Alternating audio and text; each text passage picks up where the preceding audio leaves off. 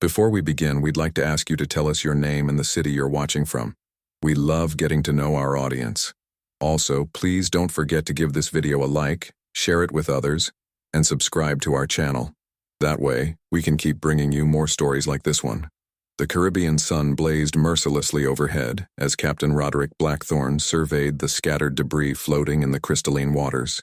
His weathered hands gripped the rail of the Crimson Vengeance, knuckles white beneath sun-darkened skin. The wind whipped his long black hair across sharp features that had struck fear into the hearts of Spanish admirals and British commodores alike. "Captain," called his first mate Torres, pointing toward a cluster of splintered wood and torn sailcloth. "Looks like she went down hard. Storm must have caught her off guard." Roderick's steel-gray eyes narrowed as he studied the wreckage. The remnants bore the distinctive blue and gold of a Spanish merchant vessel, likely carrying precious cargo from the New World back to Madrid.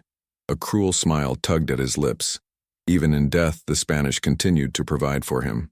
"Lower the boats," he commanded, his voice carrying the authority of a man who had never been questioned. "Search for survivors, and anything of value." The crew moved with practiced efficiency, their loyalty to Blackthorne absolute. For 3 years he had led them from victory to victory, amassing a fortune that made kings envious. They called him the Terror of the Ocean, and the name was well earned. No ship flew colors he couldn't take. No port existed he couldn't raid. As the longboats pushed through the debris field, Roderick's attention was drawn to something unusual, a figure clinging to a piece of the ship's ornate stern. At first glance it appeared to be another piece of carved wood, but as they drew closer he realized it was a woman. "Cristo," muttered Torres. "She's alive." The woman's auburn hair floated around her like seaweed, her pale skin almost luminous against the dark water. Her dress, though torn and waterlogged, was clearly expensive, silk and fine lace that spoke of nobility. But it was her eyes that captured Roderick's attention as she looked up at their approaching boat.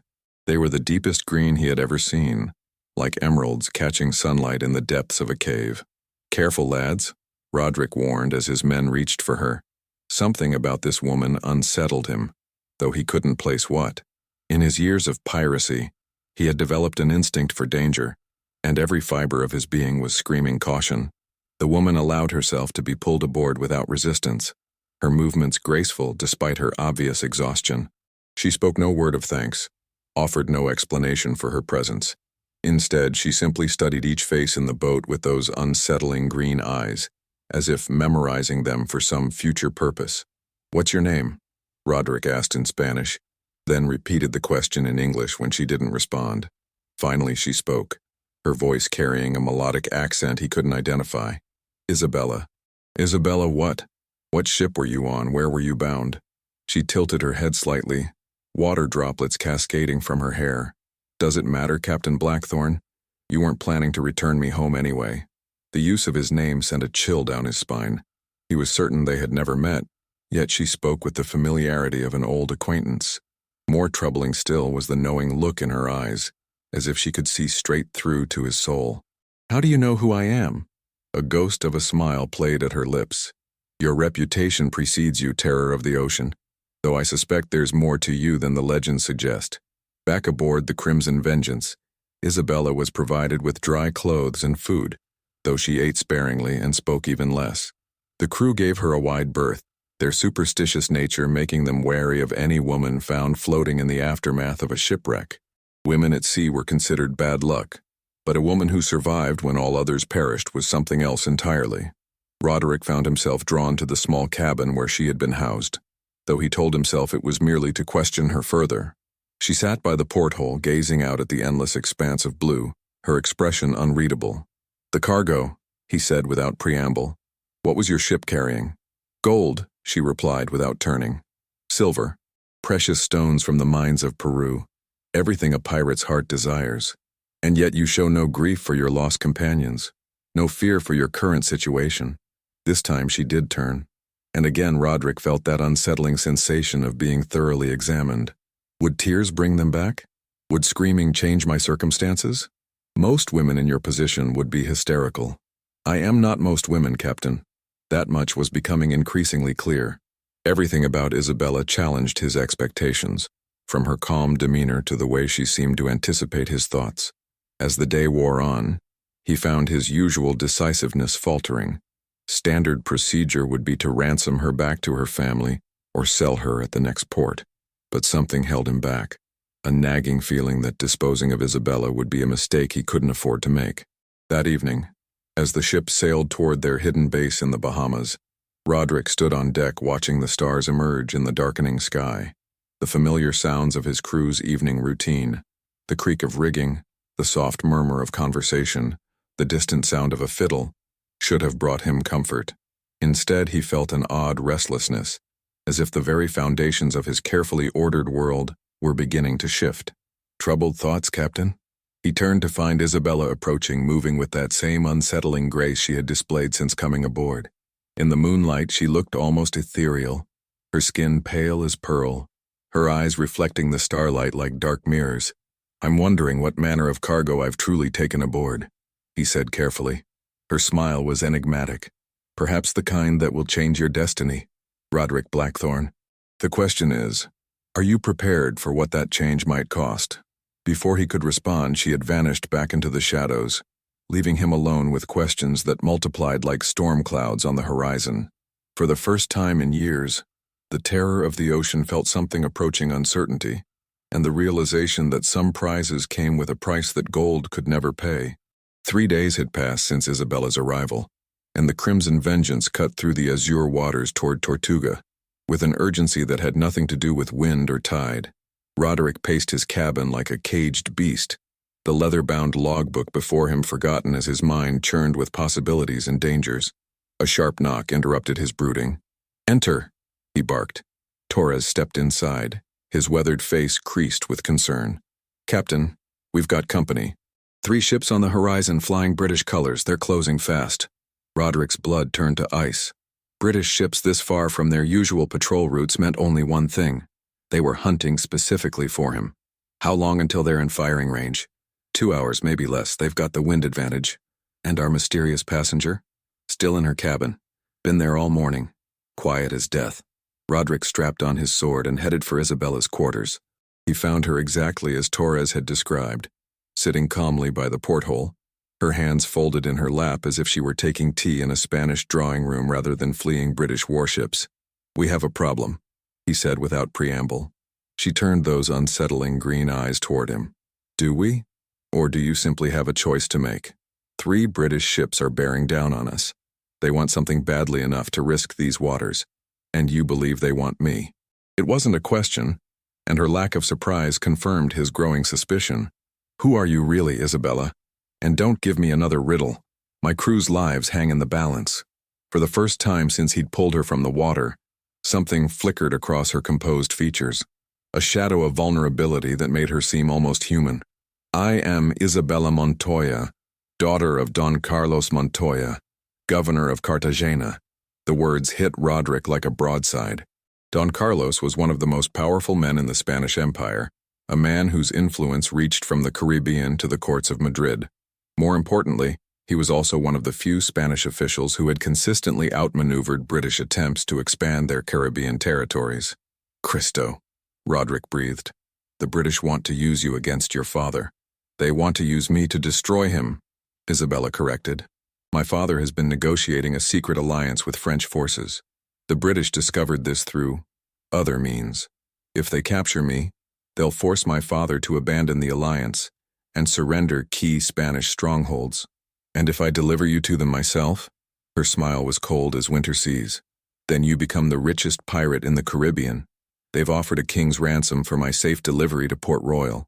The revelation should have excited him. A king's ransom could buy a fleet, could establish him as more than just a pirate, but as a power broker in his own right. Instead, Roderick felt only a growing unease. "There's more," he said. It wasn't a question. Isabella rose gracefully and moved to stand before him. This close, he could smell the faint scent of jasmine in her hair, could see the tiny flecks of gold in her green eyes. "My father isn't just a governor, Roderick. He's the keeper of certain artifacts. Ancient things that the Spanish recovered from Aztec and Mayan ruins. Things that grant power to those who know how to use them. You're talking about legends, children's stories." "Am I?" She reached into the bodice of her dress and withdrew a small pendant, a carved jade disc depicting a serpent eating its own tail. The moment it appeared, the air in the cabin seemed to thicken, and Roderick felt an inexplicable urge to step backward. The British believe these artifacts are merely valuable curiosities, Isabella continued. They have no idea of their true nature, but there are others who do, others who would kill entire kingdoms to possess them. As if summoned by her words, a commotion erupted on deck. Roderick heard the distinctive crack of musket fire, followed by Torres's voice bellowing orders. But these weren't the sounds of naval combat. They were too close, too immediate. "We're boarded," Roderick snarled, drawing his sword as he rushed toward the door. "Wait," Isabella called softly. Something in her voice made him pause, his hand on the latch. When he turned back, she was standing in a shaft of sunlight from the porthole, and for a moment she seemed to shimmer like a mirage. "They're not British sailors, Roderick. They're something else entirely. Something that's been following me since Cartagena." Before he could ask what she meant, the cabin door exploded inward. 3 figures in dark clothing poured through, their faces hidden behind leather masks that bore no resemblance to any military uniform Roderick had ever seen. Their movements were wrong somehow, too fluid, too fast, like shadows given form. Roderick's sword met the first attacker's blade with a ringing clash, but the force behind the blow nearly drove him to his knees. These weren't ordinary men. The second figure moved toward Isabella with inhuman speed, but she raised the jade pendant and spoke a single word in a language Roderick didn't recognize. The effect was immediate and terrifying. The attacking figure froze mid-stride, then began to smoke as if his very flesh were burning. A sound like the screaming of wind through caverns filled the cabin, and suddenly the figure crumbled to dust. The remaining 2 attackers hesitated, giving Roderick the opening he needed. His sword found the throat of the second figure, but instead of blood, a dark mist poured from the wound. The third retreated toward the shattered door, its masked face turning toward Isabella with what seemed like recognition before it melted into shadow and vanished. "What in hell's name were those things?" Roderick demanded, his sword still raised and ready. Isabella clutched the pendant to her chest, her composure finally cracking. "The Order of the Obsidian Serpent. They serve an ancient power that should have died with the Aztec Empire. My father's artifacts are the only things keeping them from reclaiming what they believe is theirs. And now they're after you. Now they're after the knowledge I carry, the location of the hidden vault beneath Cartagena, the secrets my father shared with me before." She faltered, and for the first time, Roderick saw genuine fear in her eyes. Before what? Before he was murdered 3 days ago, the same day my ship was destroyed. The pieces of the puzzle were falling into place, painting a picture far more dangerous than any treasure map or military campaign. Roderick had rescued more than a governor's daughter. He had pulled a living key to unimaginable power from the wreckage of her former life. Above deck, he could hear Torres organizing the crew's response to the attack, their voices tight with confusion and fear. His men were brave, but they weren't prepared for enemies that dissolved into mist and shadow. "The British ships," Roderick said suddenly. "Are they really hunting you, or are they fleeing from the same thing you are?" Isabella's smile returned, but it was edged with desperation. "Does it matter anymore, Captain? We're all trapped in the same web now. The only question is whether you're willing to fight for something more valuable than gold, or whether you'll hand me over to the highest bidder and hope they can protect you from what's coming." Outside, storm clouds were gathering on the horizon, and Roderick realized that the greatest tempest of his life was just beginning to break. The terror of the ocean had faced Spanish galleons and British warships, had survived hurricanes and naval battles that left the sea red with blood. But he had never faced an enemy that could slip between shadows or a treasure that came with the promise of either ultimate power or complete destruction. Looking into Isabella's green eyes, he knew his choice would echo across more than just the Caribbean. It would determine whether he remained a pirate captain or became something else entirely, and whether the woman before him would be his salvation or his doom. The British ships had closed to within cannon range when Roderick made his decision.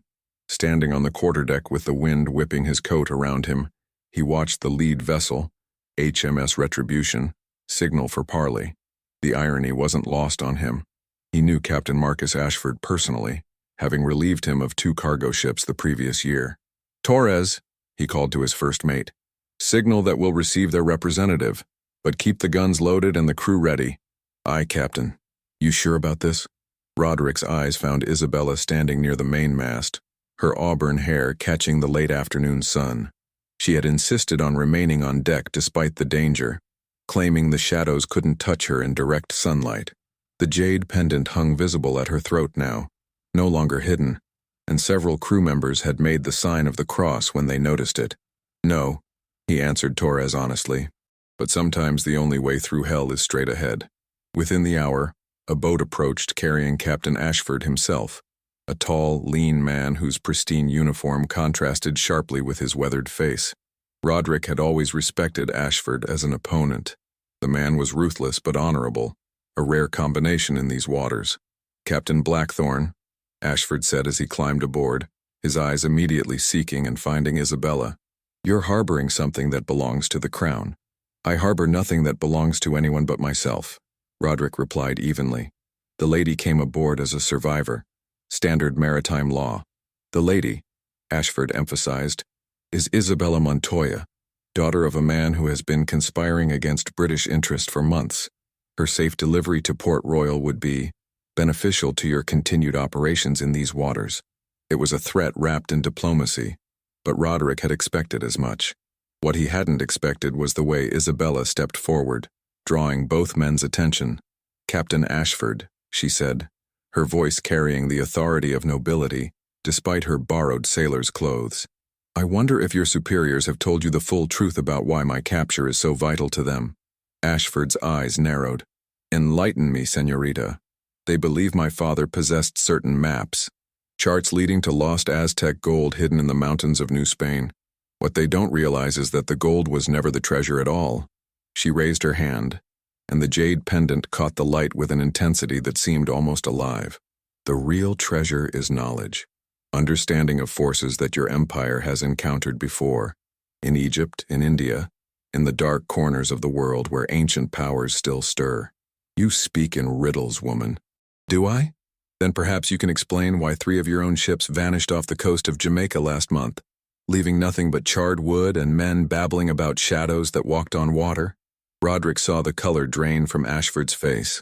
Whatever Isabella was referring to, the British captain knew more about it than he was willing to admit. "Those ships," Ashford said carefully, "encountered pirates using unconventional tactics." Isabella's laugh was like silver bells touched with frost. "Unconventional? Yes, I suppose that's one way to describe the Order of the Obsidian Serpent." The name hit Ashford like a physical blow. His hand dropped instinctively to his sword hilt, and Roderick noticed the man's eyes dart toward the horizon as if expecting new threats to materialize. "You know of them," Isabella continued. "Your empire has tangled with them before, hasn't it? In the temples of Burma, in the tombs of the pharaohs, always seeking the same thing.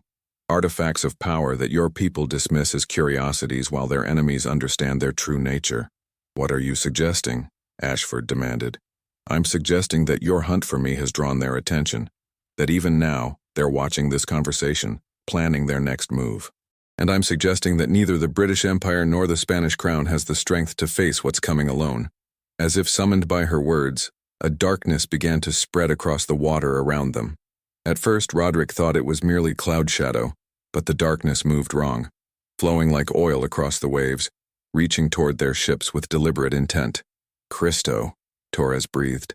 "Captain, look at the water." The sea itself was changing. Where the darkness touched, the azure Caribbean turned black as night, and shapes began to move beneath the surface. Sinuous forms that were far too large to be any known sea creature. Ashford's composure finally cracked. "My ships," he whispered. "Dear God, they're surrounding my ships." From the darkness came a sound like whale song mixed with human screaming, a noise that made every man on deck grip whatever weapon he could find. The British vessels began to signal frantically, their captains clearly seeing something that terrified even seasoned naval officers. "They've found us," Isabella said, her voice carrying across the suddenly still air. "The order doesn't distinguish between Spanish, British, or pirate. We're all just obstacles to what they seek." "Which is?" Roderick demanded, drawing his sword as the first tentacle-like shadow reached toward the crimson vengeance. "The Codex Serpentis, a book written in blood and obsidian ink, containing rituals that can reshape reality itself. My father hid it before he died, and the location died with him, except for what he told me. The first shadow tendril touched the ship's hull, and immediately the wood began to darken and decay. Men screamed as the corruption spread, and Roderick realized they had minutes at most before the vessel was consumed entirely. "Whatever you're going to do," he shouted to Isabella, "do it now." She raised the jade pendant and began to chant in that same ancient language he'd heard in his cabin. The words seemed to burn the air itself, and wherever her voice carried, the advancing shadows recoiled. But the effort was clearly draining her. Sweat beaded on her forehead, and her hands trembled with the strain. "I can't hold them for long," she gasped. "The pendant only has so much power, and they're stronger here in open water where the old gods once held sway." Ashford stepped forward, his earlier hostility replaced by grim determination. "What do you need?" "Blood," Isabella said without hesitation. "The ritual requires blood willingly given from those brave enough to stand against the darkness."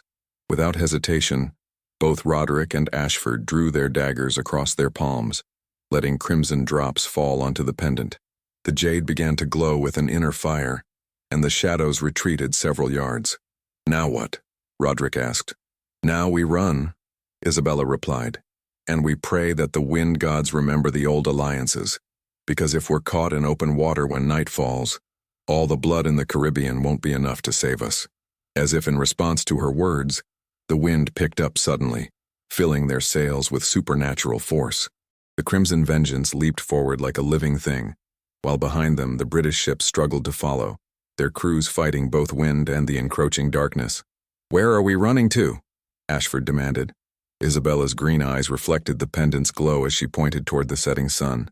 "To the one place the Order fears to follow, to Isla de los Muertos, the island of the dead, where my father's final secret waits in a tomb that has stood since before the Spanish ever saw these waters." Roderick felt a chill that had nothing to do with the ocean wind. He had heard whispers of Isla de los Muertos, an uncharted island where pirates went to bury their most cursed treasures. It was said that no man who landed there ever returned unchanged, if they returned at all. But as he watched the shadows writhe across the water behind them, reaching hungrily toward their fleeing ships, he realized they had passed the point where safe choices existed. They were committed now to a course that would lead them into the heart of mysteries older than empires, where the line between legend and reality dissolved like morning mist. And somewhere in the growing darkness, ancient eyes watched their flight with satisfaction, knowing that their prey was running exactly where they wanted them to go. Isla de los Muertos rose from the Caribbean waters like a blackened tooth, its jagged cliffs wreathed in mist that moved independently of the wind.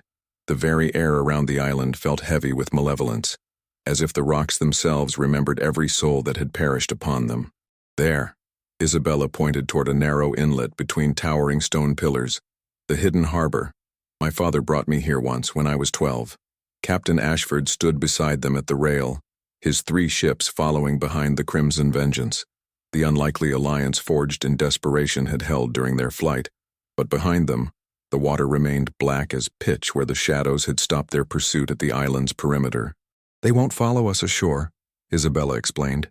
"This place is protected by older powers than theirs, but that protection comes with a price.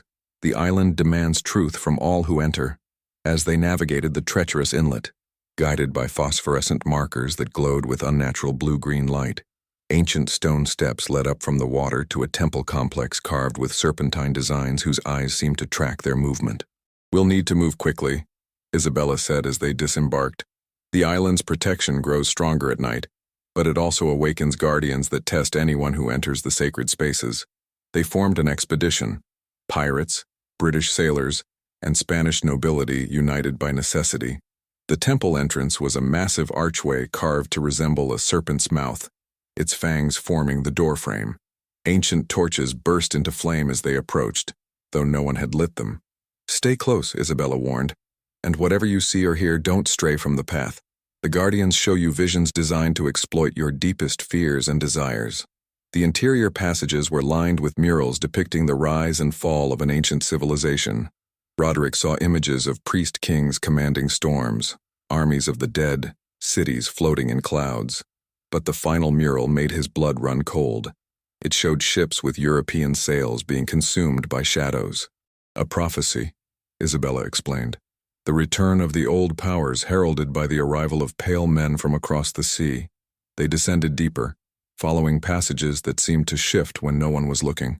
Roderick heard voices calling from side corridors, his dead father, fallen crew members. Each time, Isabella's grip on his arm kept him moving forward. "There," she whispered, pointing toward a chamber where golden light spilled from an open doorway. "The sanctum of truth. That's where my father hid the codex." But shadows began moving in the corridors behind them, human shapes in conquistador garb, their faces skeletal beneath tarnished helmets, eyes burning with unholy fire. "The Guardians," Isabella breathed.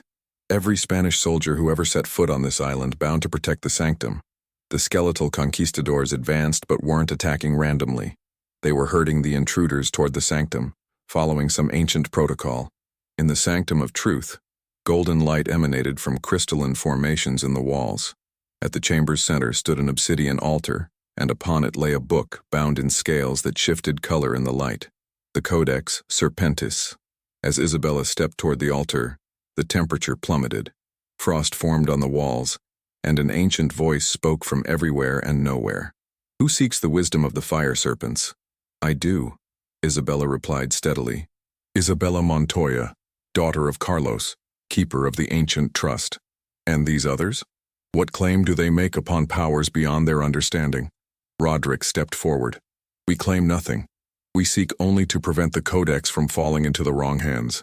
All hands are wrong hands, Pirate King. Yet the serpent children stir and the old bindings weaken.